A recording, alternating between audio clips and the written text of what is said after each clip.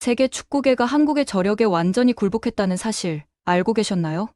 여러분, 오늘 우리가 목격한 것은 단순한 월드컵 진출이 아닙니다. 이것은 축구 종주국들조차 감히 꿈꾸지 못하는 전무후무한 기록의 탄생이었습니다. 한국 축구 대표팀이 달성한 11회 연속 월드컵 본선 진출이라는 기적적 성취는 세계 축구사에 영원히 각인될 불멸의 업적입니다. 지난 6일 새벽 바스라 인터내셔널 스타디움에서 벌어진 한국과 이라크의 격돌은 그야말로 축구계의 판도를 완전히 뒤바꾸는 역사적 분수령이었습니다. 체감온도 44도를 넘나드는 지옥 같은 더위, 5만여 명의 적대적 관중들의 위협적 함성, 그리고 정세 불안으로 인한 극도의 긴장감까지 겹친 최악의 환경에서 대한민국 태극 전사들은 오히려 더욱 빛나는 투지를 발산했습니다. 무엇보다 놀라운 것은 이번 성취가 갖는 역사적 의미의 깊이입니다. 축구 종주국 잉글랜드조차 단 한 번도 달성하지 못한 11회 연속 월드컵 진출을 한국이 세계에서 6번째로 이루어낸 것입니다. 이는 우연이나 운이 아닌 한국 축구가 지닌 시스템적 우수성과 멘탈리티의 완벽한 결합체입니다. 특히 주목해야 할 점은 이번 이라크 원정에서 보여준 한국 대표팀의 전술적 완성도와 정신력입니다. 손흥민이라는 절대적 에이스의 부재라는 최악의 조건에서도 김진규와 오영규라는 젊은 재능들이 완벽한 피니싱을 선보이며 승부를 결정지은 것은 한국 축구의 저변 확산과 시스템적 우수성을 여실히 증명하는 대목입니다. 전반 24분 이라크의 아라마디가 퇴장당한 순간도 우연이 아니었습니다. 한국 선수들의 치밀한 압박과 전술적 우위가 상대방의 감정적 대응을 유도해낸 결과였습니다. 이는 홍명보 감독의 정교한 게임 플랜과 선수들의 전술 이해도가 완벽하게 결합된 전술적 걸작이었습니다. 더욱 놀라운 것은 한국이 이번 3차 예선에서 보여준 압도적 안정감입니다. 일본, 이란, 호주, 사우디아라비아 등 아시아의 전통 강호들을 피해 상대적으로 수월한 조편성을 받았다는 평가도 있지만 이 역시 한국 축구가 지닌 국제적 위상과 전략적 포지셀링의 결과물입니다. 축구에서 운도 실력이라는 말이 있듯이 유리한 조편성을 받아낼 수 있는 것 자체가 한국 축구의 국제적 입지를 방증하는 것입니다. 김진규의 후반 18분 선제골은 그야말로 한국 축구의 미래를 상징하는 순간이었습니다. K리그에서 펄펄 날고 있던 이 젊은 스트라이커는 국가대표 무대에서도 전혀 주눅들지 않고 자신의 실력을 완벽하게 발휘했습니다. 이는 한국 축구 육성 시스템의 우수성과 K리그의 경쟁력 향상을 동시에 입증하는 의미 있는 골이었습니다. 오영규의 후반 37분 쐐기골 역시 마찬가지입니다. 경기 종료를 10분도 남겨두지 않은 상황에서 나온 이 골은 한국 대표팀의 경기 운영 능력과 집중력이 얼마나 뛰어난지를 보여주는 완벽한 사례였습니다. 상대방이 수적 열세에도 불구하고 끝까지 저항하려 했지만 한국은 차분하게 기회를 만들어내며 승부를 완전히 굳혔습니다. 이번 승리로 한국은 마지막 쿠웨이트전의 결과와 상관없이 최소 조 2위를 확보하게 되었습니다. 이는 단순히 월드컵 진출권을 따낸 것을 넘어서 한국 축구가 아시아 축구계에서 갖는 절대적 우위를 재확인시켜주는 의미를 갖습니다. 현재 비조 순위에서 한국이 선두를 질주하고 있다는 것은 우연이 아니라 필연적 결과입니다. 특히 인상적인 것은 잔니 인판티노 피파 회장이 직접 축하 서신을 보내온 사실입니다. 이는 국제축구연맹 차원에서도 한국의 이번 성취를 매우 높이 평가하고 있음을 의미합니다. 마티아스 그라프스트롬 피파 사무총장까지 함께 서명한 이 축하 서신은 한국 축구의 국제적 위상이 얼마나 높은 곳에 올라 있는지를 보여주는 상징적 증거입니다. 그런데 여기서 더욱 흥미로운 것은 14억 인구를 자랑하는 중국의 처참한 실패입니다. 중국은 같은 날 인도네시아에게 0대1로 충격적인 패배를 당하며 월드컵 진출 꿈이 완전히 무산되었습니다. 이는 축구에서 인구나 경제력이 절대적 요소가 아니라는 것을 명확히 보여주는 대목입니다. 한국이 가진 것은 숫자로 측정할 수 없는 축구에 대한 철학과 시스템, 그리고 불굴의 정신력입니다. 한국 대표팀이 이라크 원정에서 겪어야 했던 극한의 상황들을 살펴보면 이번 승리의 가치는 더욱 빛이 납니다. 외교부 지정 여행 금지 국가인 이라크에서 전세기를 이용해야 했고 현지에서는 방탄버스와 경찰 호위 속에서 이동해야 했습니다. 이러한 철통 보안 속에서도 선수들은 전혀 위축되지 않고 최고의 경기력을 발휘했습니다. 더욱 놀라운 것은 경기 중 관중들의 그라운드 난입까지 있었음에도 불구하고 한국 선수들이 전혀 동요하지 않았다는 점입니다. 이는 한국 선수들의 정신력이 얼마나 강인한지를 보여주는 대목입니다. 일반적인 팀이라면 이런 상황에서 경기 리듬이 완전히 깨졌을 텐데 한국은 오히려 더욱 집중력을 발휘하며 승리를 향해 나아갔습니다.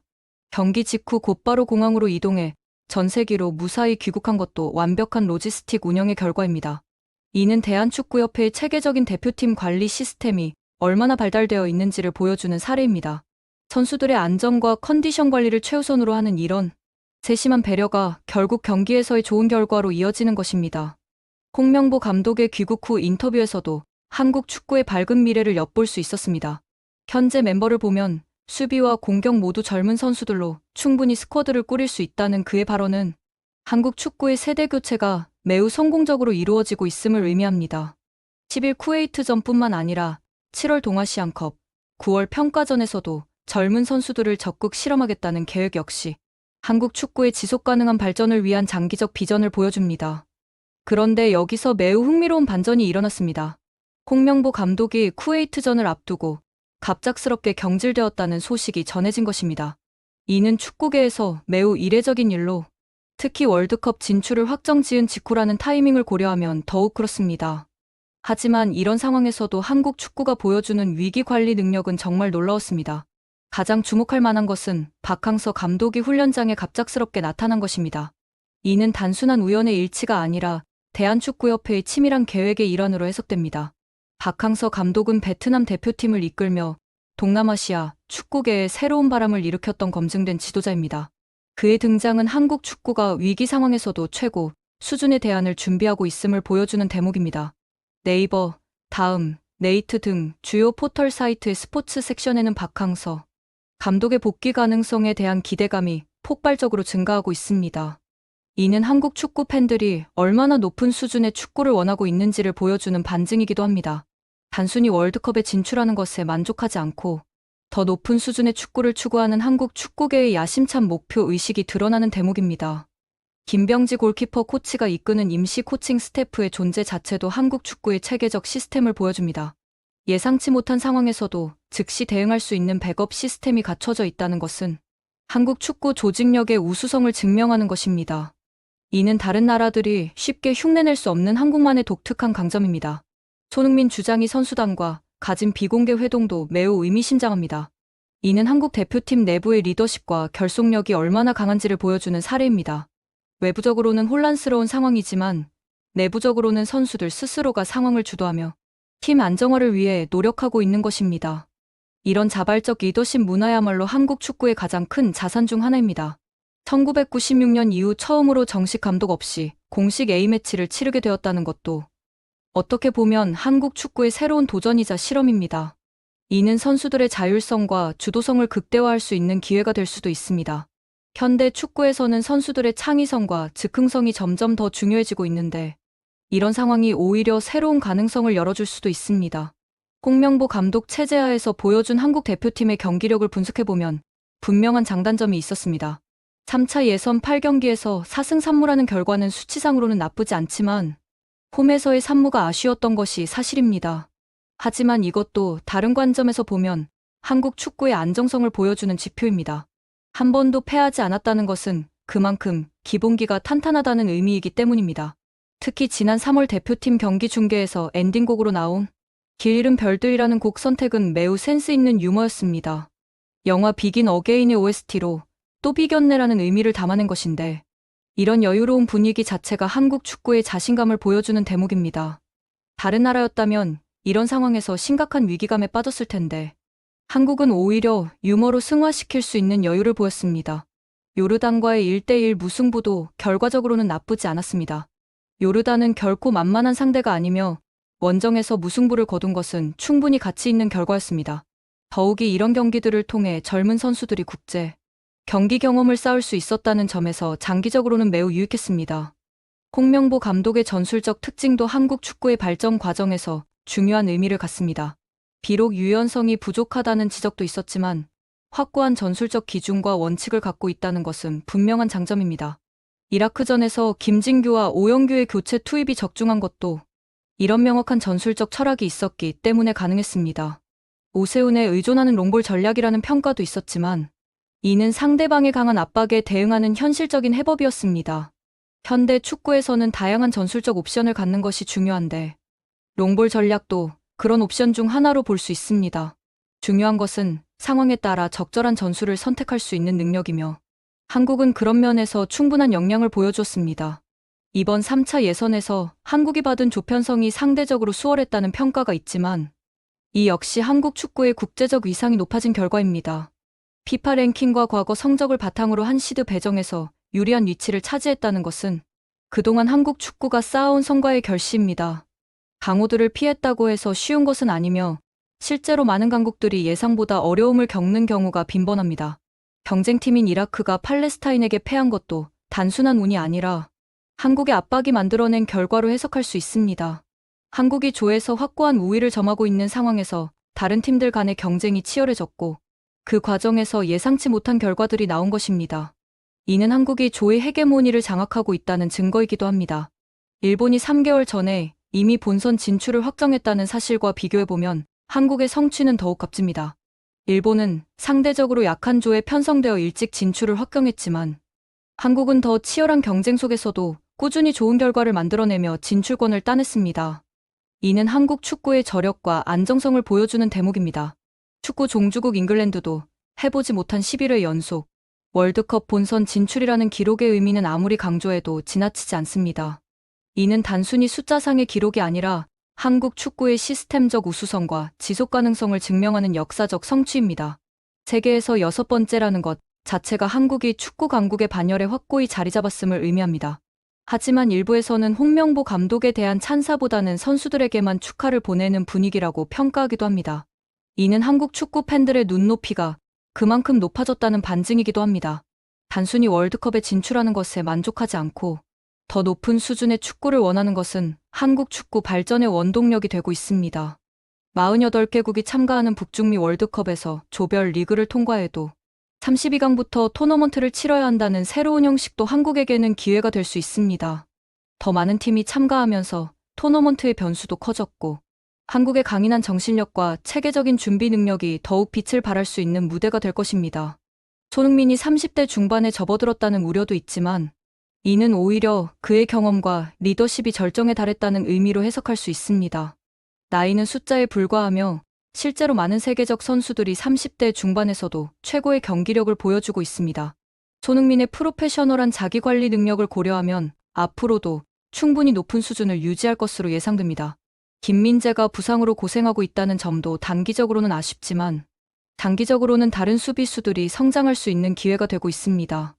한국 축구의 저변이 넓어지면서 언제든 대체할 수 있는 선수들이 준비되어 있다는 것은 매우 긍정적인 신호입니다. 이강인의 활용법에 대한 고민도 행복한 고민입니다.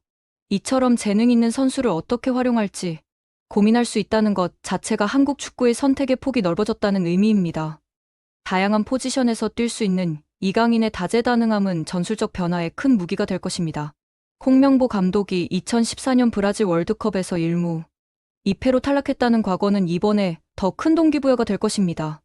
특히 알제리에게 2대4로 패한 것은 분명 아픈 기억이지만 그 경험이 있기에 이번에는 더욱 철저한 준비를 할 수 있을 것입니다. 실패를 통해 배우고 성장하는 것이야말로 진정한 챔피언의 자질입니다. 12년 만에 찾아온 명예 회복의 기회라는 표현도 매우 의미심장합니다.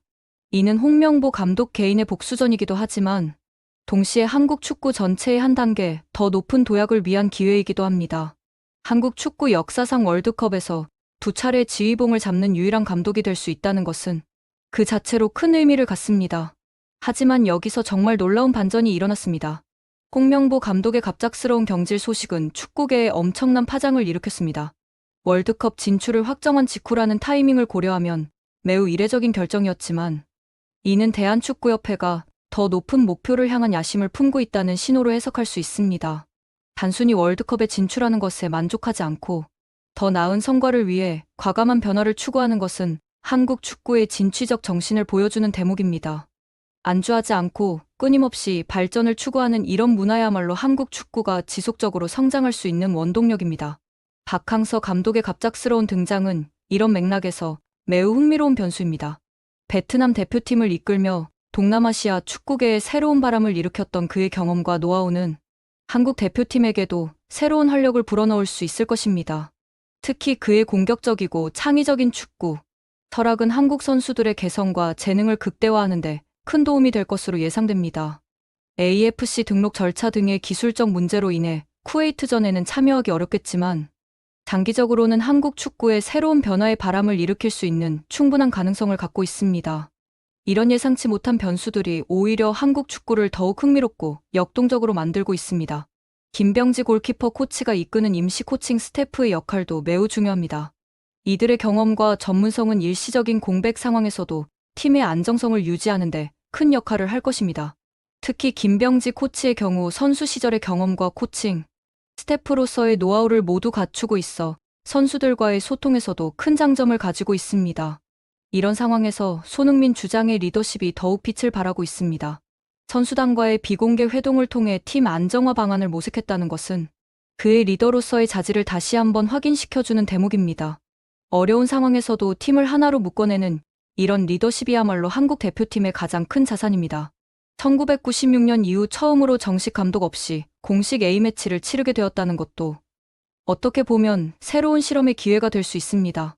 선수들의 자율성과 창의성이 극대화될 수 있는 환경에서 어떤 새로운 가능성들이 나올지 매우 기대됩니다. 현대 축구에서는 선수들의 즉흥성과 판단력이 점점 더 중요해지고 있는데 이런 상황이 오히려 한국 선수들의 숨겨진 잠재력을 끌어낼 수도 있습니다. 쿠웨이트와의 마지막 경기는 이제 단순한 예선전이 아니라 한국 축구의 새로운 가능성을 탐험하는 실험실이 되었습니다. 이미 월드컵 진출을 확정한 상황에서 부담 없이 새로운 시도들을 해볼 수 있다는 것은 매우 값진 기회입니다. 젊은 선수들에게는 국제 무대에서 자신을 증명할 기회가, 기존 선수들에게는 새로운 역할과 포지션을 실험해볼 기회가 주어진 것입니다. 더 나아가 이번 일련의 사건들은 한국 축구가 얼마나 역동적이고 발전, 지향적인지를 보여주는 상징적 사례가 되고 있습니다. 안주하지 않고 끊임없이 변화를 추구하는 이런 정신이야말로 한국 축구가 지속적으로 성장할 수 있는 원동력입니다. 다른 나라들이 현상 유지에 급급할 때 한국은 더 높은 목표를 향해 과감하게 도전하고 있는 것입니다. 세계 축구계는 이미 한국의 이런 도전 정신과 혁신 능력을 주목하고 있습니다. 11회 연속 월드컵 진출이라는 안정성과 동시에 끊임없는 변화 추구라는 역동성을 모두 갖춘 나라는 전 세계에서 한국이 유일합니다. 이런 독특한 조합이야말로 한국 축구만의 고유한 경쟁력이며 앞으로도 세계 축구계에서 한국이 특별한 위치를 차지할 수 있게 해주는 핵심 요소입니다. 앞으로 다가올 2026 북중미 월드컵에서 한국이 보여줄 모습이 더욱 기대되는 이유도 바로 여기에 있습니다. 단순히 참가하는 것에 만족하지 않고 더 높은 성과를 위해 끊임없이 노력하는 한국의 모습은 전 세계 축구 팬들에게 깊은 인상을 남길 것입니다. 한국 축구의 이런 도전 정신이야말로 우리가 자랑스러워해야 할 가장 큰 자산입니다. 재밌게 보셨다면 구독과 좋아요, 알림 설정 부탁드립니다.